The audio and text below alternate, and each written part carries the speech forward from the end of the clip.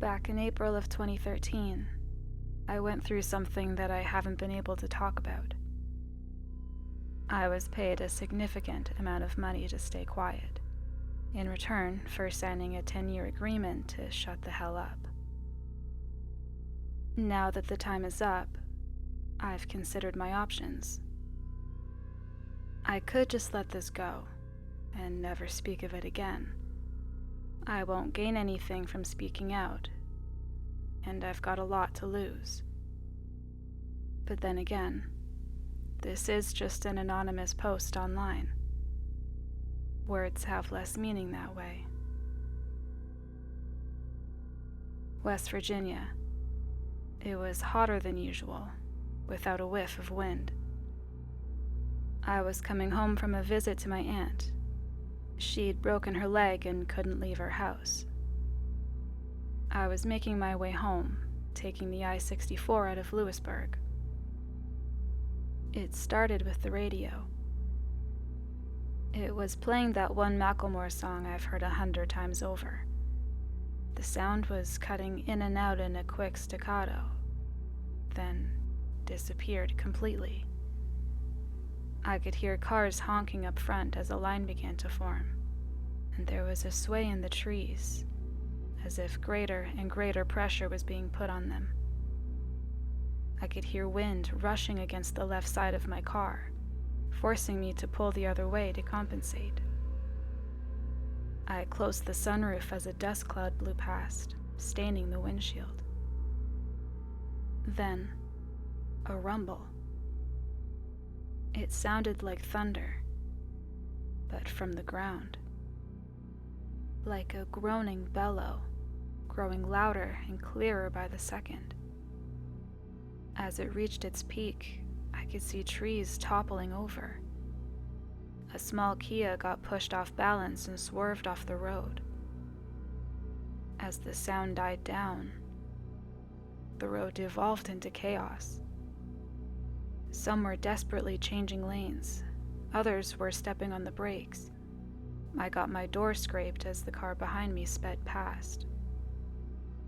The radio was playing an automated message, a local emergency alert, referred to as a geological event. We were asked to turn off all air conditioning, slow down, and divert to the nearest exit. It repeated in a monotone voice.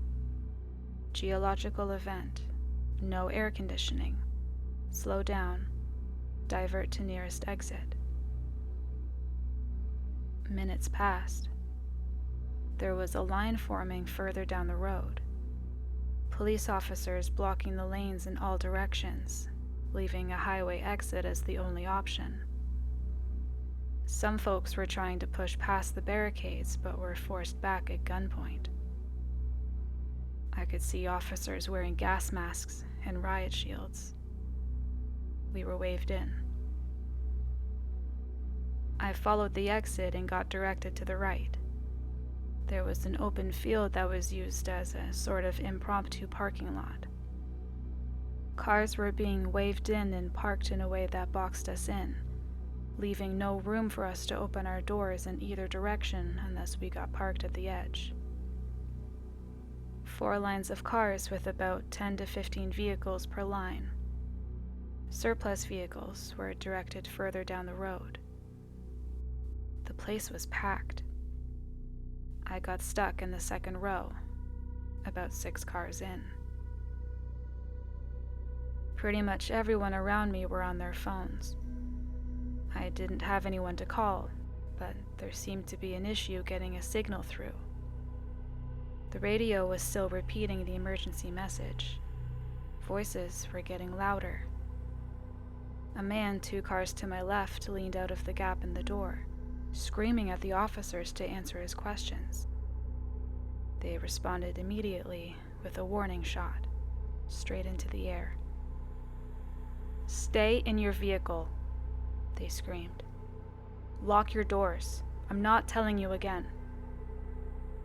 A couple of folks were filming, but there seemed to be trouble uploading. We were losing bandwidth. It didn't take long until phone signals were completely blocked.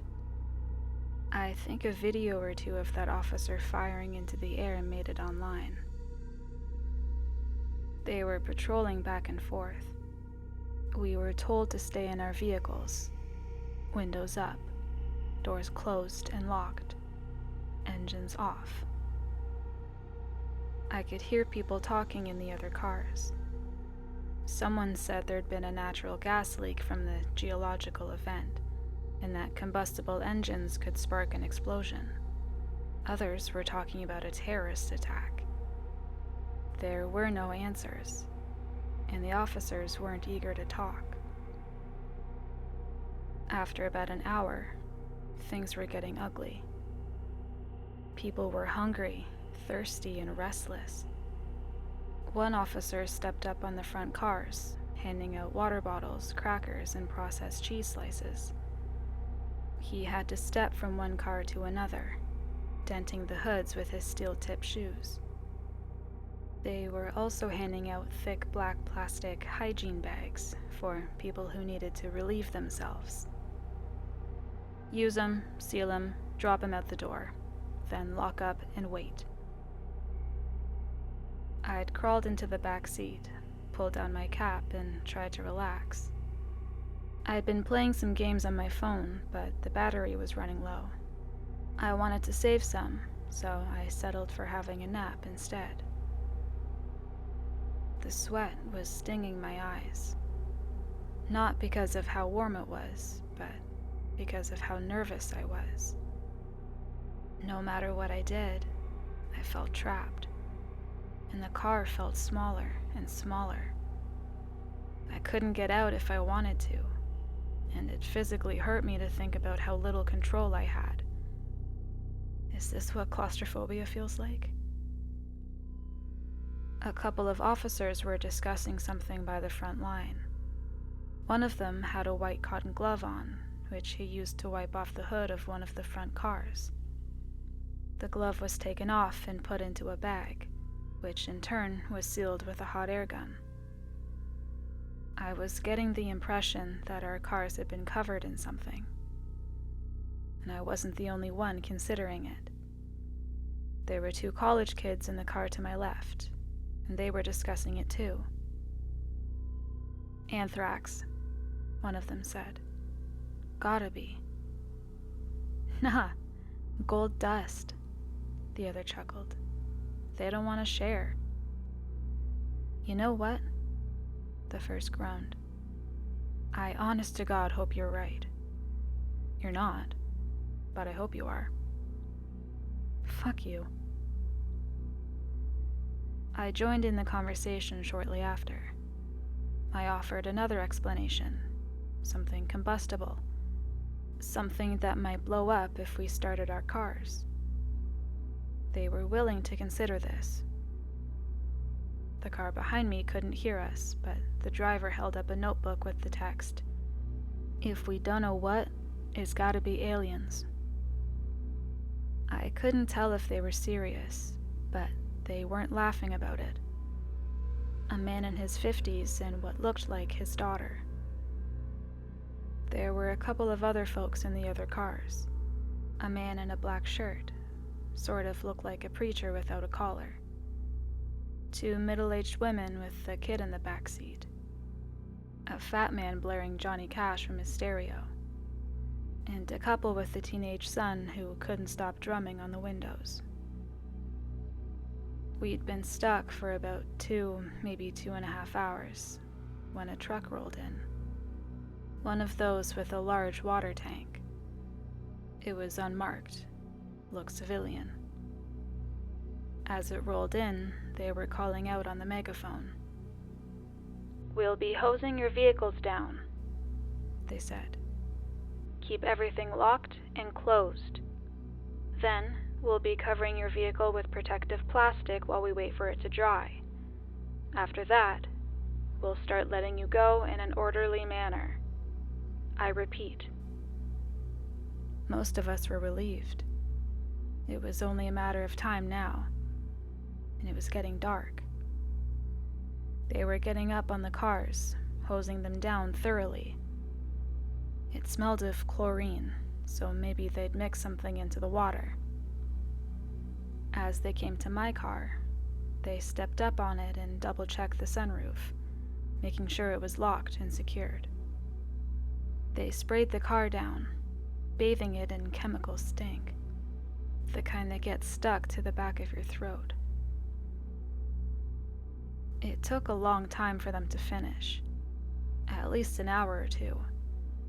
After that, they were rolling out a kind of plastic cover at the short side of the lot, the kind you use to protect pools or rain covers for football fields.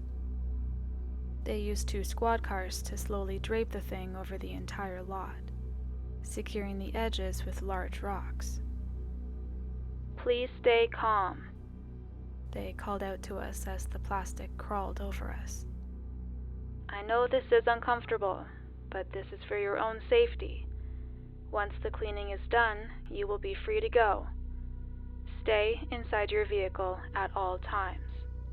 I repeat." I did as I was told. I stayed inside, and I watched that plastic cover sweep over me. It felt like getting buried alive. All lights went out, leaving me in complete darkness, accompanied only by the vague, disembodied voices of the others. The college kids were talking about where they were going to go after this. Someone was honking, not sure if it was to show support or discontent. Someone else was cheering. I took my last swig of water, washing down my final plain cracker. I got back into the driver's seat. I could hear as they finished moving the plastic cover and parking their squad vehicles. I waited patiently, figuring it'd be maybe another hour or so. They hadn't really given us a timeline, but I could breathe a little easier. Sort of. I was going back and forth between feeling empowered with my hands on the wheel and feeling like I was stuck in a metal coffin. It was so dark, and everything smelt of plastic and chemicals, like a car wash stuck in time. As the excitement died down, I paid more attention to the background sounds. I tried to filter out the various discussions from the nearby cars, and somewhere in the distance, I heard raised voices. It wasn't coming from the cars, but the officers. Whatever they were talking about, it was a heated discussion. An hour came and went, and people were getting impatient. More cars were honking, others were yelling, demanding answers. I couldn't get my leg to stop shaking. The more I thought about getting out of there, the smaller the car felt. I was hyper-focusing on things I couldn't control.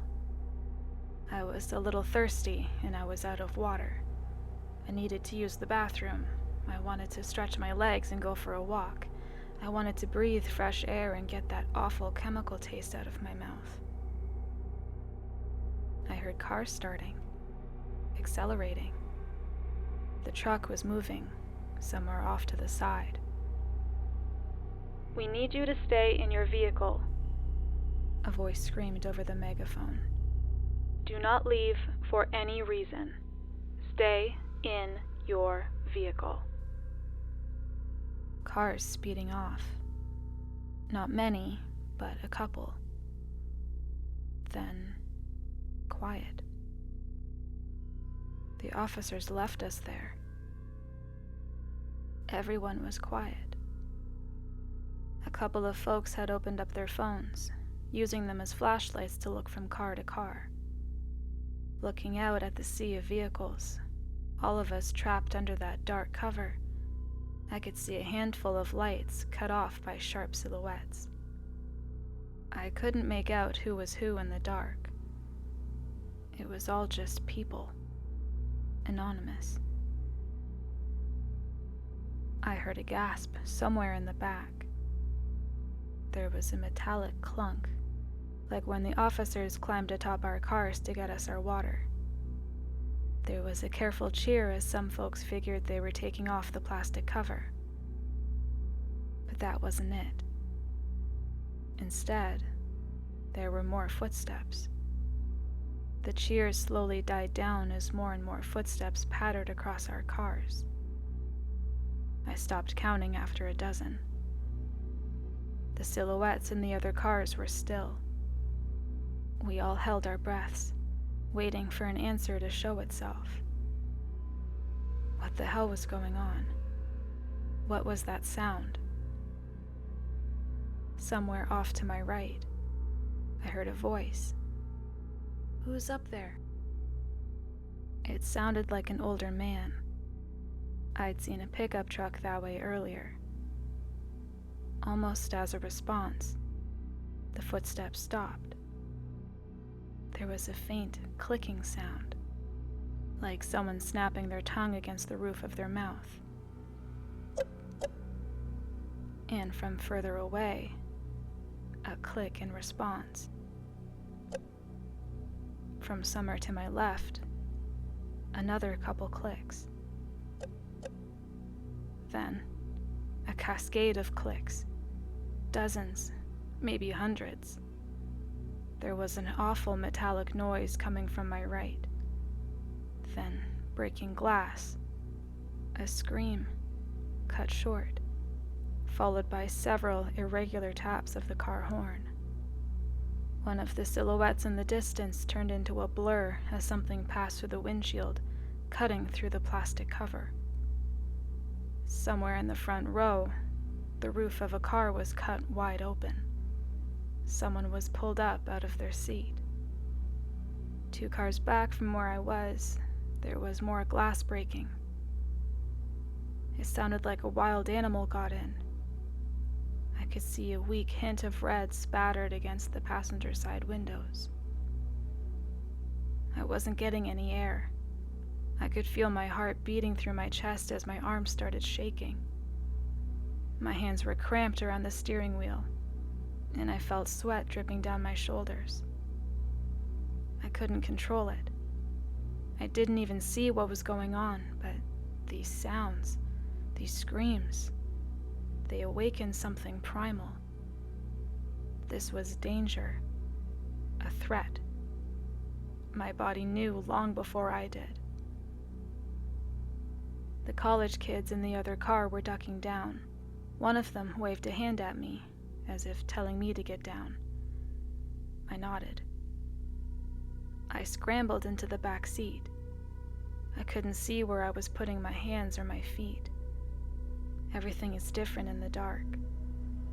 As I tumbled my way over, my foot accidentally tapped the car horn. It was a quick tap, a fraction of a second. But to me, it was the loudest sound in the world. I was lying on my stomach in the back seat, and within seconds, something heavy climbed onto the hood of my car. I could feel the car buckling. It was much heavier than the man who'd passed out water bottles.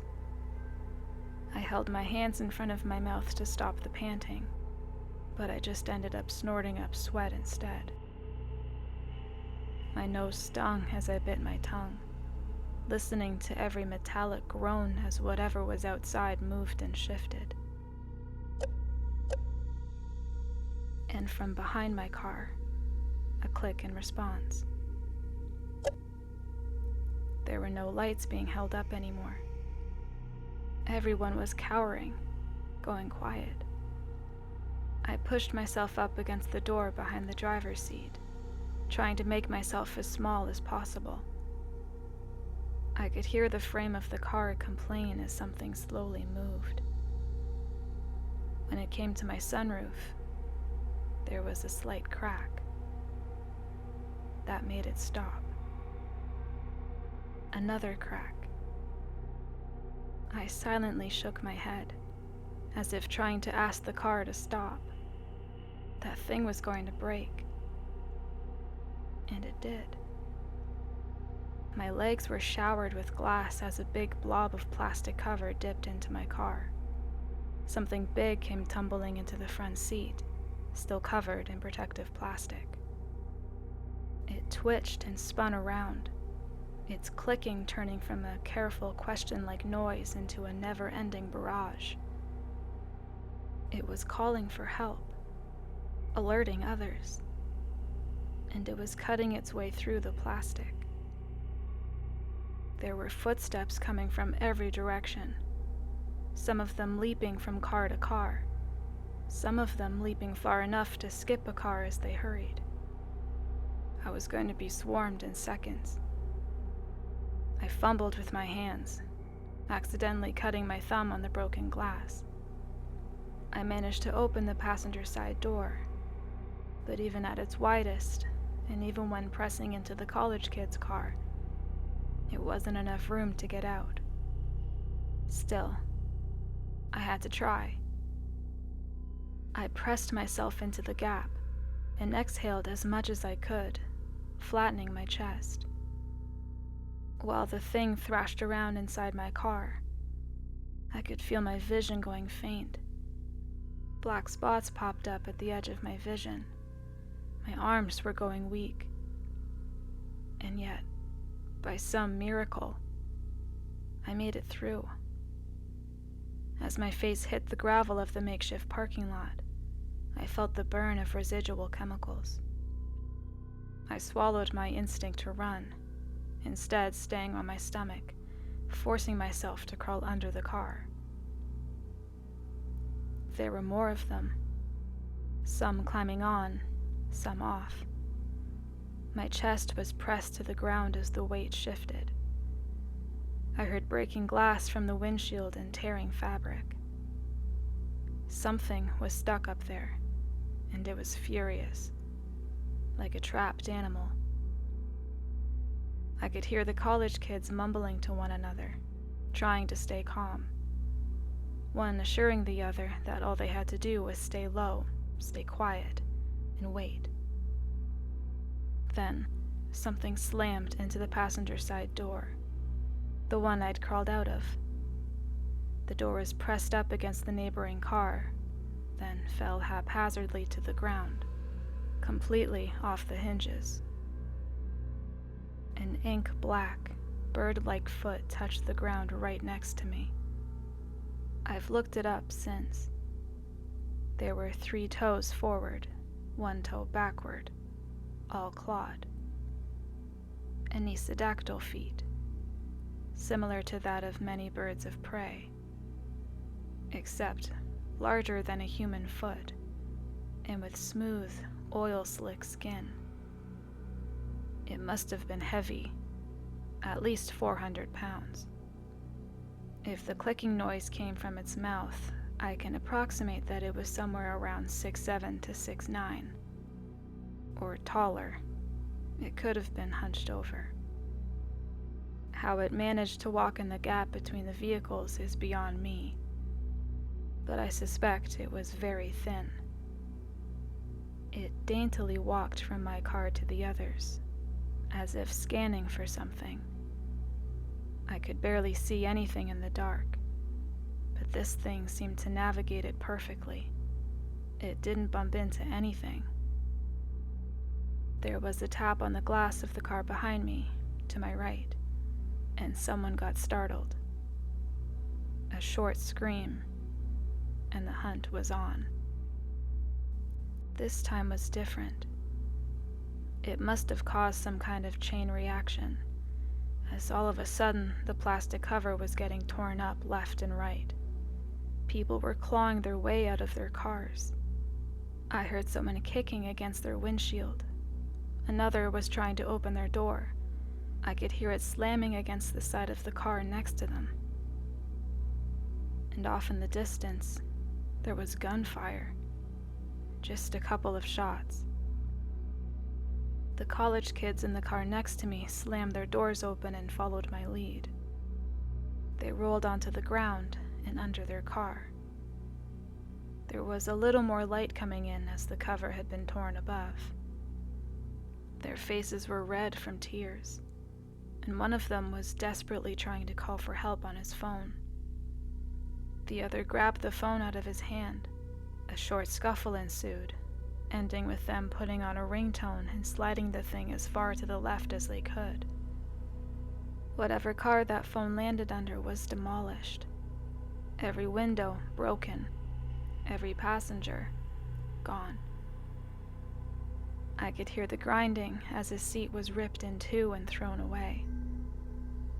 In a matter of seconds, an entire vehicle was torn to pieces as a dozen of those things swarmed it.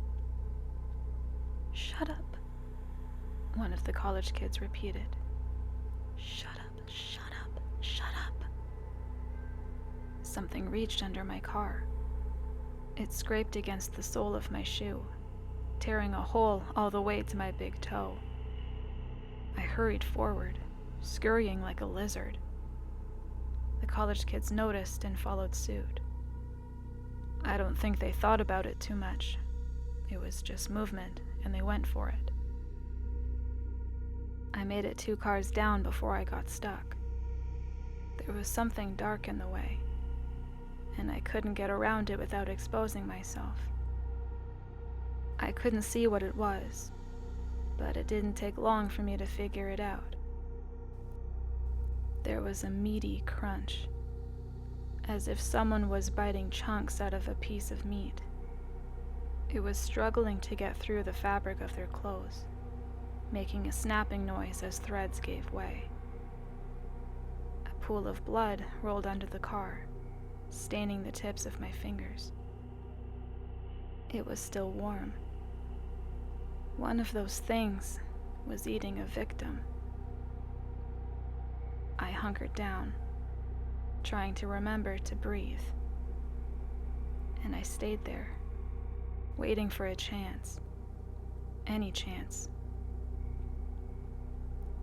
I must have stayed there for at least an hour, hearing every bite, every crack of bone and snap of sinew, satisfied clicking noises. As it finished its meal, it wandered off, dragging the remains along. They were moving forward. Something heavy walked over the car I was hiding under, dragging a body along. Slowly, the footsteps disappeared. It was quiet again, and in that quiet, I found my footing. I made my way to the edge of the plastic cover. I listened one final time, pushed one of the weights away, and slipped through. They were gone, and I was out. I could feel my chest growing lighter, allowing me to breathe. I wanted to cry from relief. A breeze was picking up, drying the sweat on my brow and carrying the smell of grass. Stepping back, I turned towards the sea of cars to see how bad the damage was. And then I saw one. It was a bit off to the side, perching on top of an old Honda. At a glance, it looked like a tall person, covered in a slick black ink. But looking closer, you could see the strange bird-like feet, the pointed nails, the long row of shark-like teeth and a mouth that was far too wide. I froze. The thing rose to its full length, easily over 7 feet tall. It looked ready to pounce on me. I had nothing to defend myself with. I couldn't make any sudden moves. I wouldn't even be halfway under the car before that thing would be over me. 100 thoughts raced through my mind. But there was nothing I could do. I was out of options. But the thing just looked at me. It raised a slice of raw meat. Blood dripped onto the plastic cover. It looked at me curiously, taking a bite. Then, as if nothing had happened, it wandered off, satiated. I was left there, shaking like a dry leaf. And with the last of those things gone, all that was left was the panic. It didn't take long for the officers to return. The plastic cover was removed, but we couldn't go home. Not after this. Some folks signed a waiver and were let go immediately. They weren't allowed to talk about what they'd seen, and in return, they'd get a hefty sum of insurance money. Others demanded answers, and were taken into custody for obstruction of justice. A few others still were too panicked to make any kind of sense and had to be checked out by medical personnel. A total of 14 people died. It was described by a combination of causes: a traffic pileup, carbon monoxide poisoning, animal attack. I think there was something about an escaped convict, too. Excuses all over the place. And the times were all wrong, spread out through a couple of days to more smoothly blend into accident statistics. And if you wanted to go home and get your insurance money, you had to sign a non-disclosure. I did too. I know the college kids did as well. Goddamn miracle they made it out. But I saw them. 34 cars had to be towed. 18 people wounded, 6 seriously so. 4 people lost at least one limb. One guy had an arm ripped off halfway up his collarbone. I don't know how he survived. Most people never saw those things up close. They just remember the screams and the breaking glass. Sometimes, at night, that's all I hear, too. Closing my eyes reminds me of lying under those cars, feeling the pressure as the weight shifted. I still get trouble breathing. I think a part of me is still stuck there. It stayed in my vehicle.